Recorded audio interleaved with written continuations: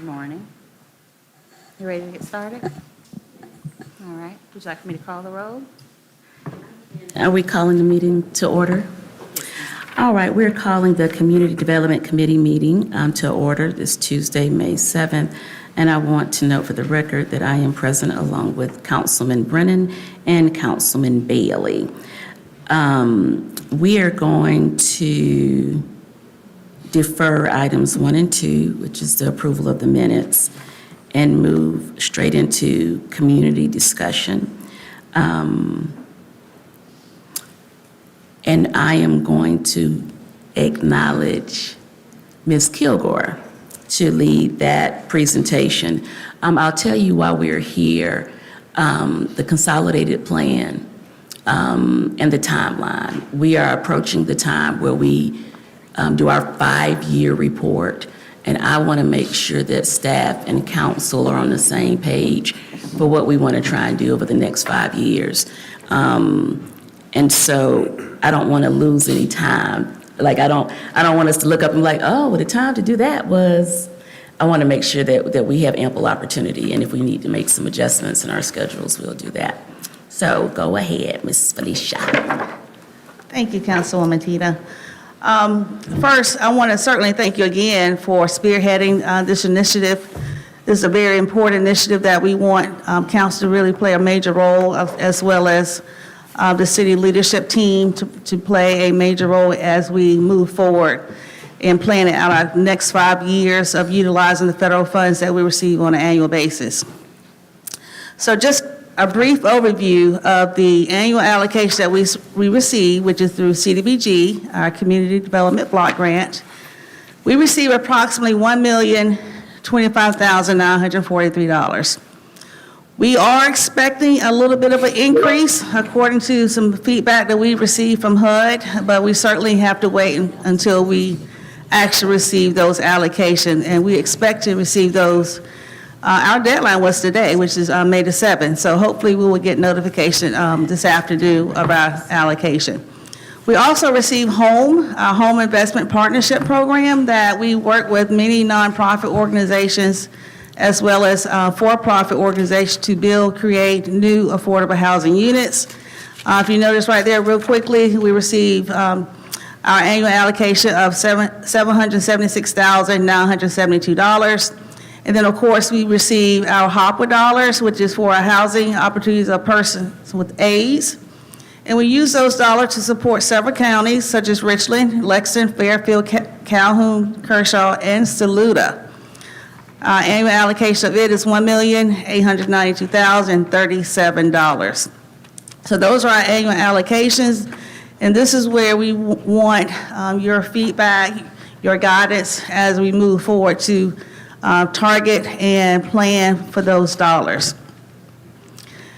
Just a brief highlight of one of our projects that we closed in 2022 with Homes of Hope. We developed a affordable housing unit over in the Edisto community, which is one of our targeted areas. We allocated $609,000 towards that project, and for a total of 29 units there. Okay, Ms. Kilgore, I am going to kind of cut to the chase. I'm going to switch it around just a little bit. Okay. I want to start with the timeline.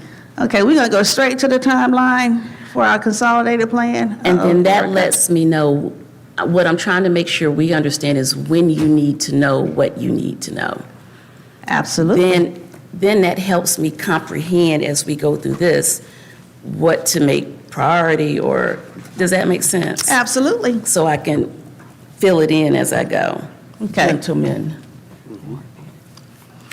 So in terms of our 5-year consolidated plan, we're right in the midst of it now. I would say the beginning phase of getting it started. So we have been working with procurement to put out a RFP to engage a consultant to assist us with gathering data as we move forward to create programs for our annual allocation for the next 5 years.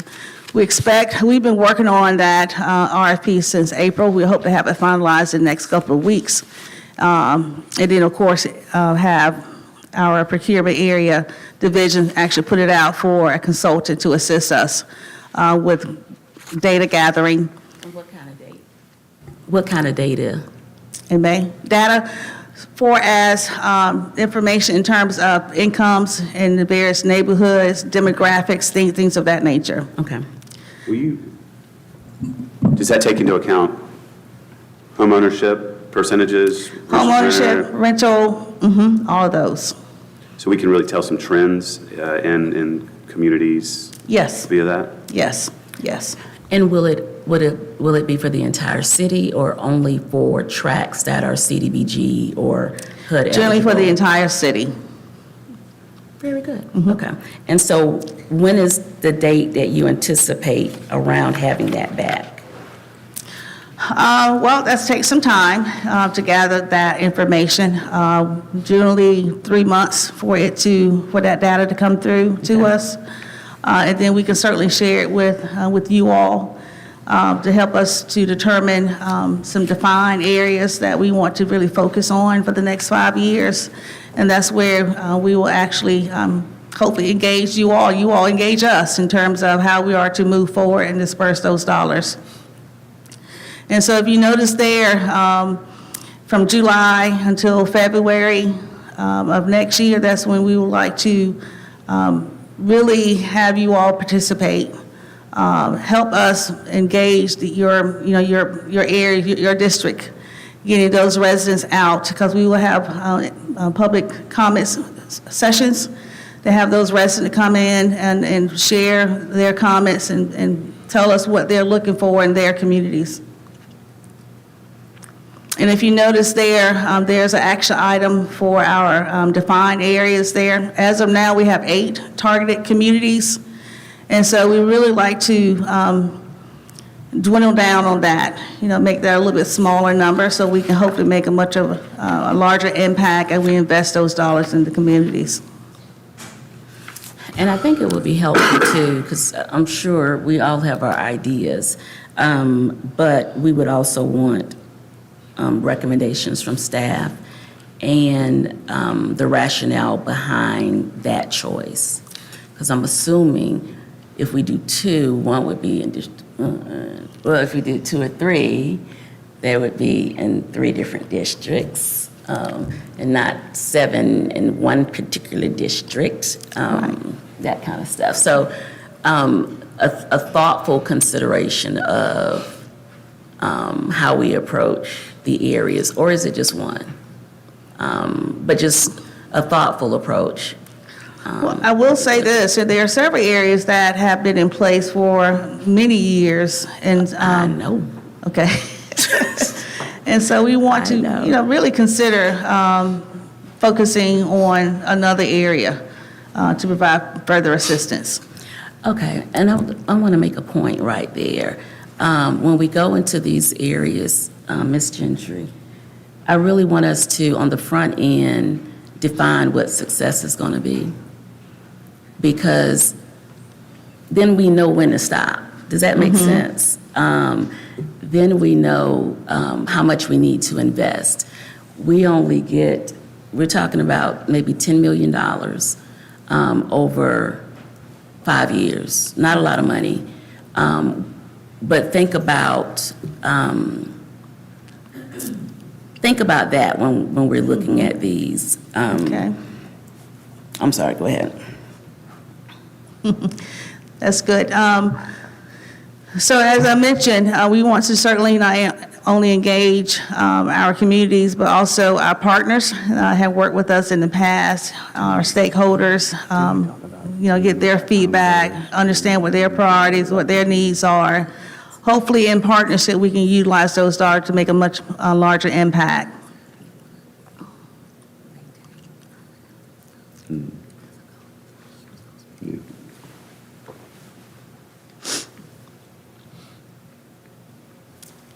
Erica, can you advance me to the next slide?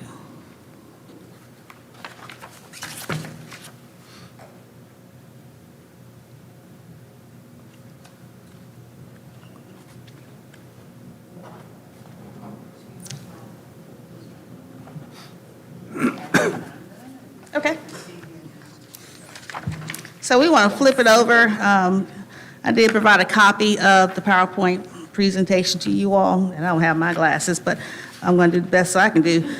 So, but we have outlined from August to September, we certainly want to target to have a draft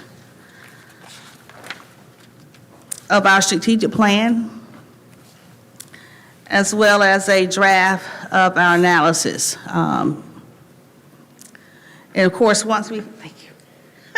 Thank you. So once we have that draft prepared, we will certainly share it with you all. And of course, in October, So that's where I want to put a pin in it. I Okay. want us to be a part of determining what's going to be in the draft. Okay. That kind of goes to what I've been saying about making sure we're all on the same page and have the same thoughts for strategic plans. And that's why I wanted to really get to the date and the timeline, because it Okay. looks like we would need to, maybe in July, really be able to sit down and maybe have some work sessions on, this is where we are. Because we don't have to get into it today. I just want to make sure that we're timing it out properly to get the involvement that we needed. Okay. So if you plan to have a draft by August, September, we need to have our discussions before then. Correct, in July. And so what I was thinking is, so that we don't add time to budget season, maybe in July, have some work sessions. Gentlemen, do y'all mind doing a few work sessions? More work sessions to get into seeing what the progress has been, and where the recommendations are. Is that fine? And if you'll back up 2 slides, pay attention to where we've been, because that's one thing we can start preparing is and illustrating what we did in each of these areas over the past few years. So when we get together to talk about going forward. Well, and so this would be a good spot, during that presentation, what was the goal? I like how we're doing Booker Washington. I don't know if that was the goal in the beginning, so, because we would need to know, we're almost there, or we have truly not yet started with some of the, the areas that we have, because I think that'll be helpful too. You go back to the timeline now. Yeah. So in terms of our action plan, we certainly have to produce that each year, outlining, notifying HUD how we are to utilize our allocation each year.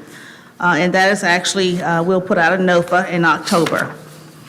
At that time, we'll be seeking applications as well as projects, how those funds are to be utilized. And generally, when we do a NOFA, we put it out based on our strategic plan. The goals that has been placed upon us, feedback that we receive from council on how we are to target those dollars. And I have another input. You're doing great. But we,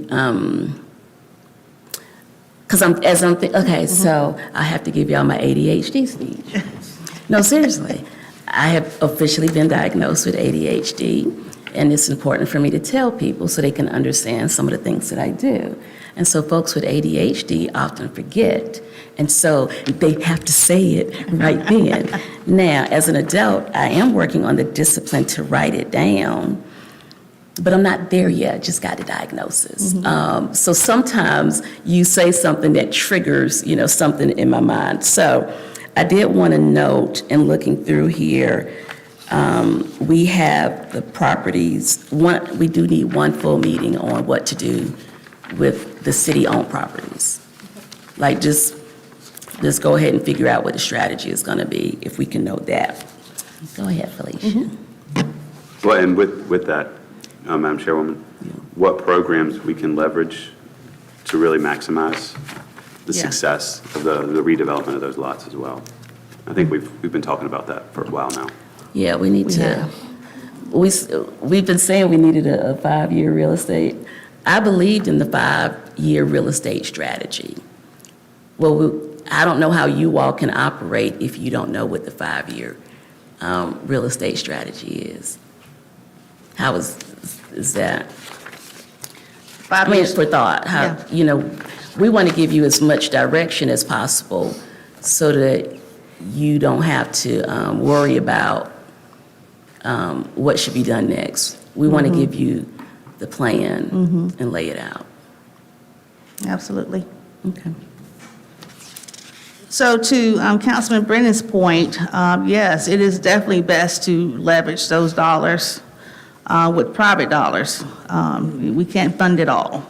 So we definitely want to seek some strong partners that has the ability to seek private dollars as well as fundraising dollars to go towards these projects. And I guess it also lets us know what we don't have. You know, like we can develop a strategy on what particular partners we need and when to get them so that we get them in a timely fashion.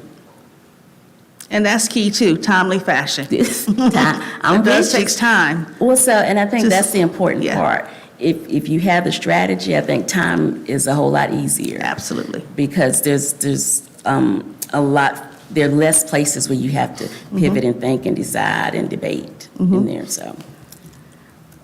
This is really all I needed with respect to the timeline. Because I really just wanted to, let's go through the timeline. I think planning between now and September is pretty, a lot. That's good for us up here. Anything else you needed to add or wanted to add? Now, we'll probably get you a copy of the current consolidated plan, just to get familiar with it, so you'll Okay. have an idea of what we're trying to create. Is that what draft. you're trying to give me now? Oh, yeah, that works perfectly with my ADHD. Okay. Being familiar with that will be helpful through the process coming up. Okay.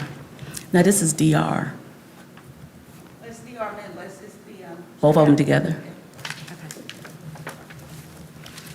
All right, we are going to move to our next item, which is the update on the mobile market. So Aisha Driggers and Larry Schneeberger with Tom's Creek will come up and give an update on that. Real quick, sorry, about the consolidated plan, how recent are these numbers? Is it the data like 2023 or is this? So that's the data that they collect, like the data that they're going to collect this year to prepare the 5-year plan. So that would have been data at the beginning of the 5 years. So this is the last 5-year plan? Yeah. Yeah, that is the current one that we're in. We're about to go into year 4 of a 5-year plan, so we're still in this plan. Thank you, Councilwoman Herbert. You're welcome. Oh, I'm sorry. Missy could have answered that. I'm sorry. And I want to really look at it before we'll follow up with that answer for you, Councilman Bailey. Thanks.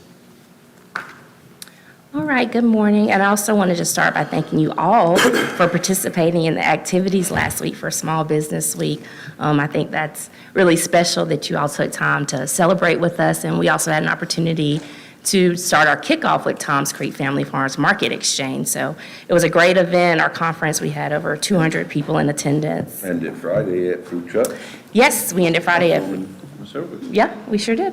So we'll talk about that too. So we're about 2 months in to the launch of the mobile market. So we wanted to provide you with an update and some feedback we've received and some next steps moving forward. So I think we wanted to start out with the current status of our site locations. In Hyatt Park, we see about a $240 daily sales there. In Greenview, it's about a $200, $202.56 in Greenview Park. And in Edgewood Library, we've seen sales at $240. I think ideally, Larry was hoping for a $500 sale per day at those sites, so there's still work to do there.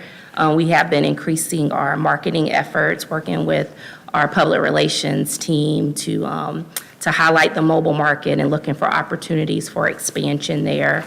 Do you want to talk about the current locations in your experience? Yeah, I will. Let's start with Hyatt. Hyatt actually kind of has been the one that's gone down in the last 3 weeks a little bit. This is the average that she was talking about. This was 6 weeks, 7 weeks? Yes. So that's an average that we did. The exposure just isn't there at that park. It's on a side street kind of thing. When we looked at it in the beginning, we were thinking walk up, housing, parks, easy location. We didn't really think advertising it or exposure. So that's what we want to look at. And it comes into the next is the opportunity maybe to hit some main roads with exposure on the trail. The thing is a billboard. You can't miss it. Right, and one of the things I kind of pointed out too is we really want to address lack of transportation. Yeah. And all of our parks, people still have to drive to. So I don't know if we're really getting into that part of the purpose of having it. So I think we had talked about maybe trying the veranda in Inzer Forest for a more, Exposure. well, I think it's more, the need will be there. So, because if I have to get in my car to go to you, I may just go to Food Lion. Yeah. You know, that kind of thing. So I think that there are a couple of different factors who really wants it and will actually use it. Madam Chairwoman? Yes. Ms. Triggers, could you please comment on the work we're starting to do with the Comet and really the exposure that can come from that? And then I'd also like to hear about the food purchasing programs. You know, I think when I visited you, you talked about SNAP Yeah. was not meeting kind of the goals that we wanted to, and how all that blends together. Yes, so we have had conversations with the Comet recently. They are gonna, in addition to helping us promote the mobile market on the Comet, they have some advertising options that they can utilize. They're gonna make an announcement for the riders on there. We've also looked at the Comet Central location and trying to see if that would be a good fit. We did a site visit about 2 weeks ago. Did you find somewhere where you can wedge that thing in? Yeah, but this. Legally. In the city parking lot, I'm more worried about, are the people gonna have time to get off the bus, come around the corner to the parking lot, have time to shop and hit their connecting bus? Or are they gotta go to work, or? So that's a good question, but it's probably something that the Comet can tell you because they do Yeah. have, they do have schedules that'll show you how the times that they're supposed to arrive and I think we leave. brought that up we had a Zoom meeting with them. Okay. And we were talking about the average, because at the locations now, they have a Comet stop literally at Greenview, it's across the street. Right. At Edgewood Library, you can see it from the parking lot. So, Hyatt is down the road just a little bit. But ridership is peak at that Yeah. transit center, so I think that's important.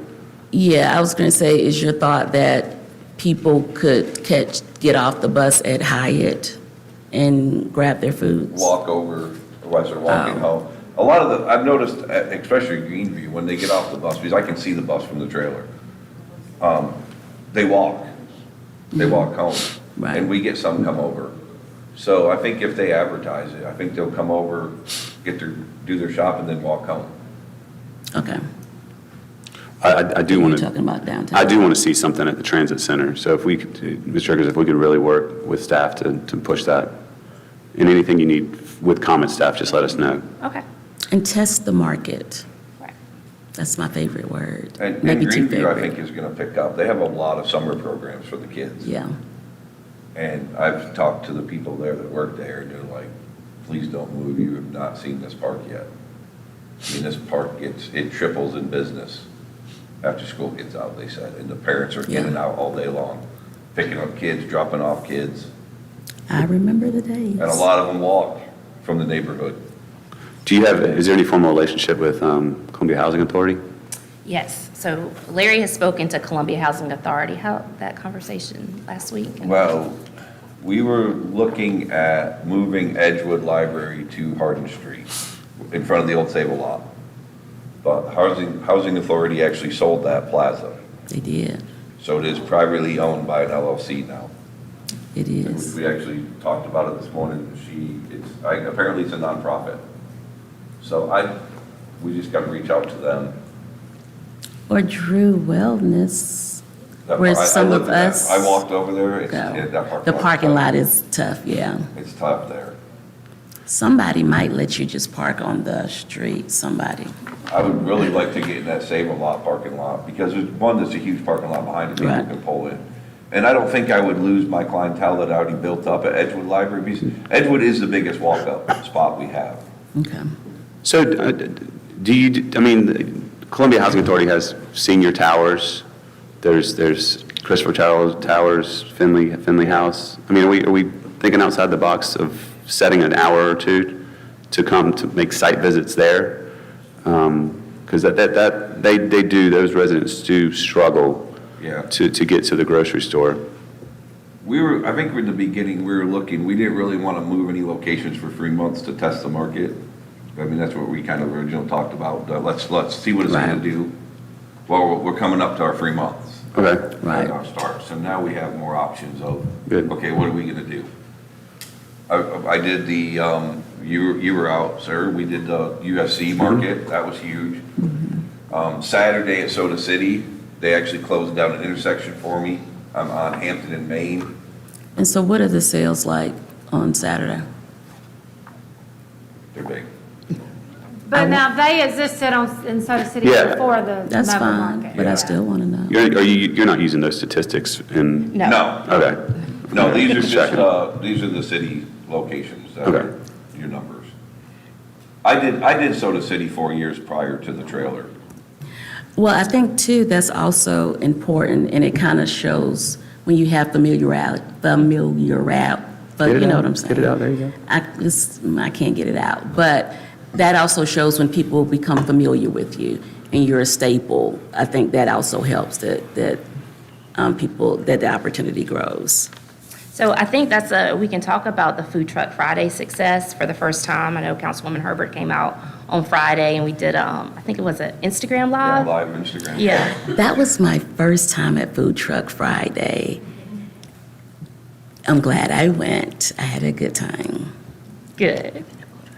She's coming next Friday. to I'm run gonna the bring She's gonna run the cash Tyler. register. Yeah. I've been many times. So So, Will just didn't invite us, I guess. and I think your sales were over $600 Yeah, over for 600 that for- day, so that was Okay, very that's pretty good. So we are going to see opportunities if we can come back out and to Food Truck Friday again. And then we also shared the postcards of the schedule for the Hyatt Park, Greenview Park, Edgewood Library also to let the community know where they will be throughout the week. So we will need to at least be there for a little while Yeah. if we The put the Elmwood advertisement location, We out. had a lot of walk-ups from the Elmwood district. Oh, right there across the street. Yeah. Okay.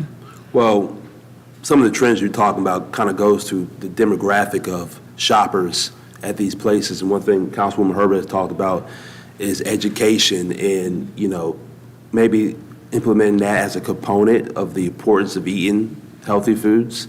Because I think it is going to take some more time for just the public in certain neighborhoods to show up and realize it's something consistent and they can buy fresh foods. So I don't think the numbers are discouraging since it's a very new program. But I would like to consider maybe some educational component that we could do, maybe with these young kids during camps, introducing them to some of these healthy foods. I mean, you have kids who may have never seen a collard green as fresh as I saw out that food truck when it was at Hyatt Park. So I think that's something Yeah. we could possibly look into in advertising that or showing that on our social media. And we can get a partner to help us with that as well. Not trying to put everything on Tom's Creek or Aisha, but, because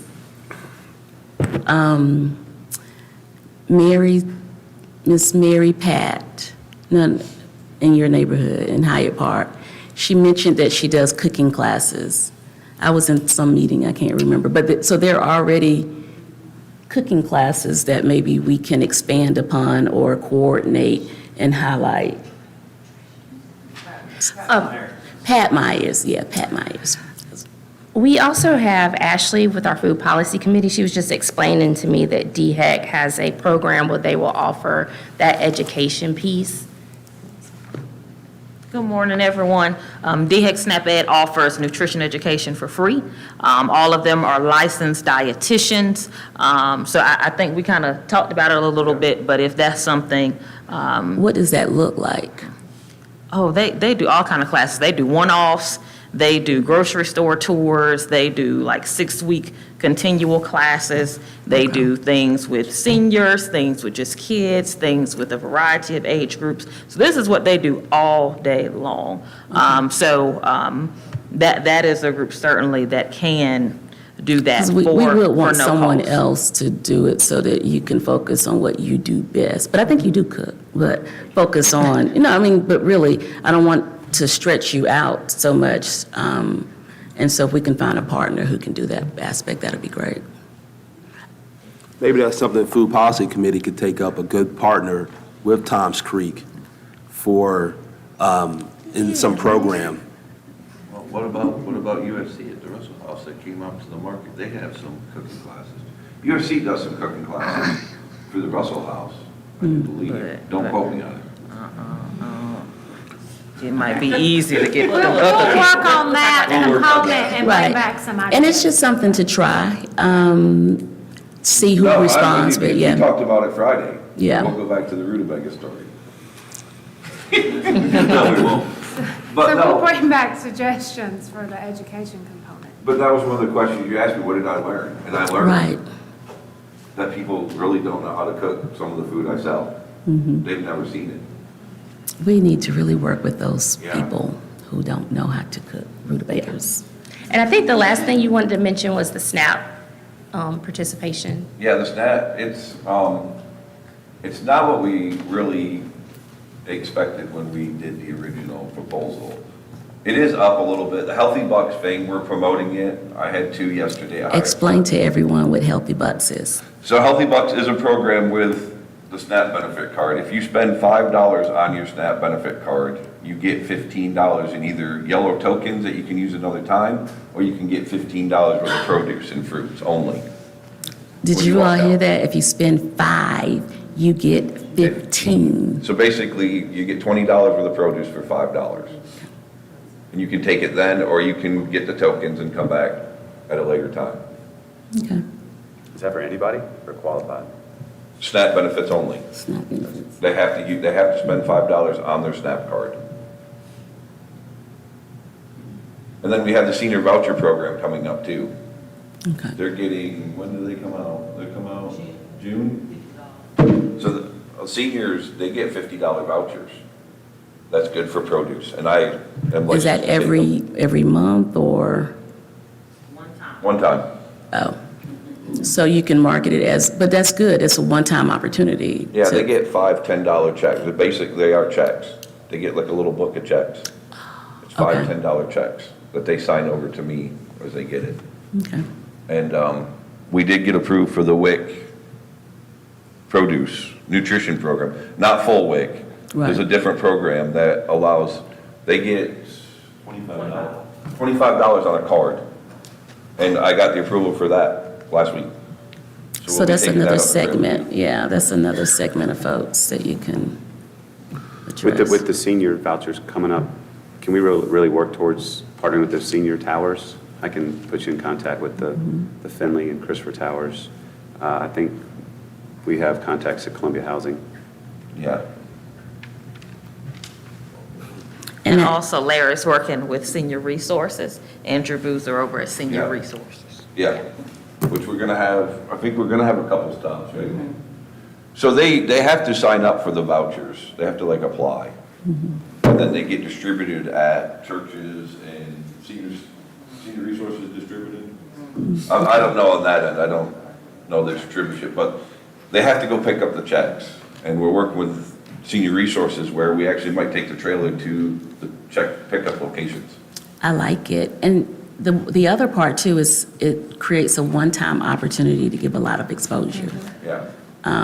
That is the other side of it being one time. You can take advantage as much as you can during that time. All right, anything else? That was it. I'm good. Thank you. Thank you, I enjoyed it.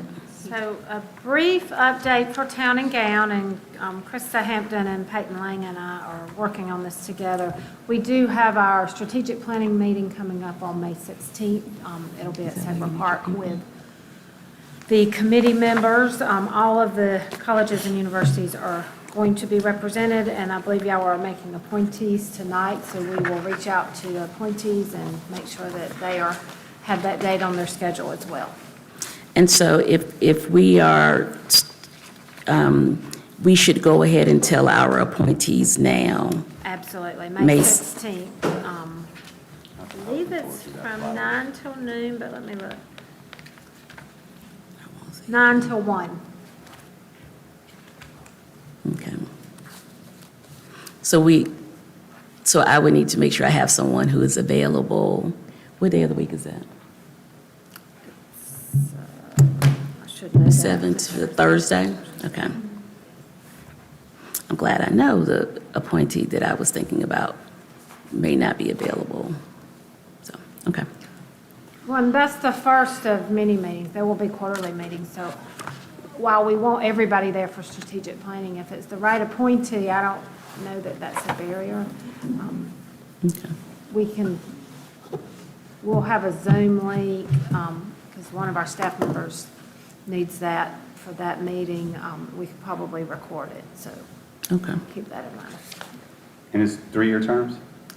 What's the term for an appointee? I don't remember, Councilman Brandon. We'll follow up with that as well. And the meeting that you're talking about that starts May 16th, that is a quarterly meeting? This is the strategic planning, but the intent is to have quarterly meetings. Okay. 3 times a year, so not in the summer, because summer has Okay. presented itself to be hard to get everybody together, but we are doing it to get us started this year.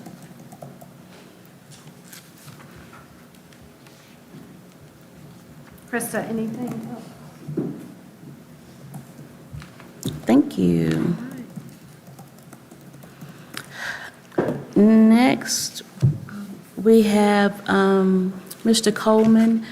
Mr. Coleman, I'm learning that sometimes we have various projects, and everyone is not aware of the projects that we are working on.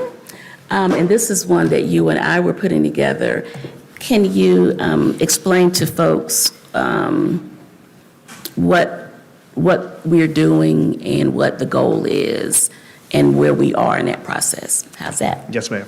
Absolutely. So first, I wanted to give y'all some good news about the North Main corridors. You don't have any vacancies along the corridor, so when you look out there, when I go to a Crexie or a LoopNet and I'm searching for a property, the properties are occupied. The downside to that is we don't have any properties along the North Main corridor that are available for new businesses to come into and move into. So we've talked a lot recently about the development along North Main. There's new apartments coming in. There's the Benton Crossing project.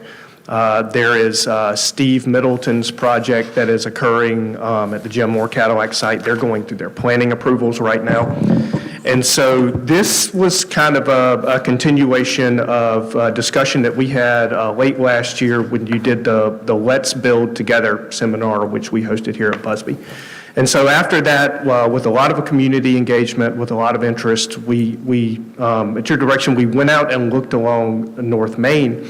And what there is there's a lot of opportunities out there where we have properties where maybe you have an existing building that's underutilized. Maybe you've got a greenfield site where there's just no development at all. Sometimes you've got paved parking area. Maybe there was a car lot or a mechanic shop there at some point. And so we've got a lot of these opportunities along the corridor, and we know that the growth is occurring out in that direction. What we need to now do is to reach out and start to engage with the property owners in the area And kind of a continuation of let's build, let's get people thinking about the opportunities, about, I've got property or a building sitting here. What is it doing for me? What could it be doing? If I'm interested in investing in that, could it be producing rental revenue stream? Could I connect with a developer who may be interested in buying it and putting the property back into use? And so it was really interesting as we went out earlier this year. We rode the corridor all the way, starting at Elmwood and then going all the way out to I-20. And we've identified 60-plus locations that are just not utilized at all or underutilized opportunities. And so what we have been working on is putting together kind of, I guess we'll call it a continuation of the Let's Build Together that's focused on the North Main corridor and where we can create a venue where we can engage with these property owners and just get them thinking, what are the opportunities in the area? There's a lot of interest out there. We've got longstanding businesses like Davino and Curiosity Coffee, some of the new businesses on Franklin Street that have been coming in. But really, as we continue to see growth in that area, how do we engage with folks and get them thinking about what the future of North Main looks like? And I think that's a part of it too, because I think and you can correct me if I'm wrong, but many of the owners are at least in South Carolina. It's not as if there are tons of owners all across the country.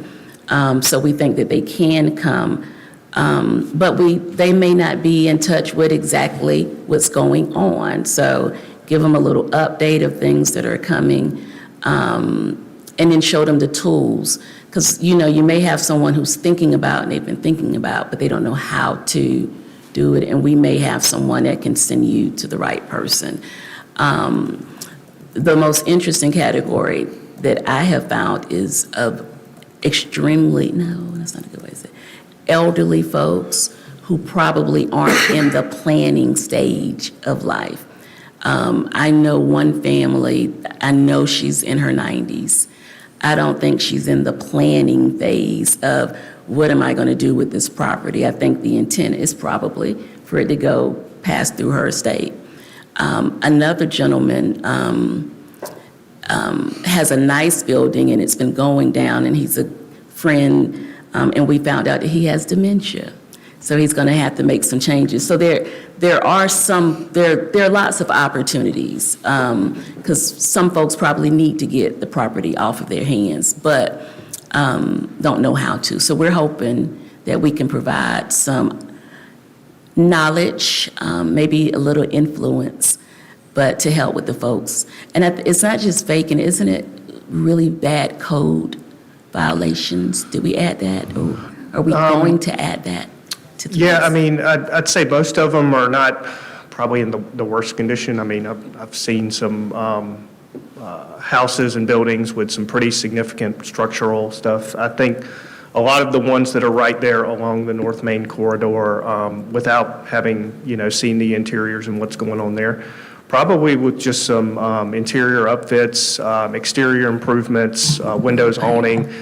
Paint goes a long way, honestly, but there's a lot of these that, just exterior cosmetics would really help improve the viability of those projects. I did a property search while we were sitting here. There's one property available right now along the North Main corridor. It's one of the retail spaces next to the Trestle building, and it's only 800 square feet, $24 a square foot. So that's been recently renovated. It's good, and for $24 a square foot and 800 square feet of space, I mean, that could produce some good income for somebody. So I think it's just getting people thinking about the opportunity, and if they have the capability to do something, or maybe they want to exit and turn it over to a developer who can.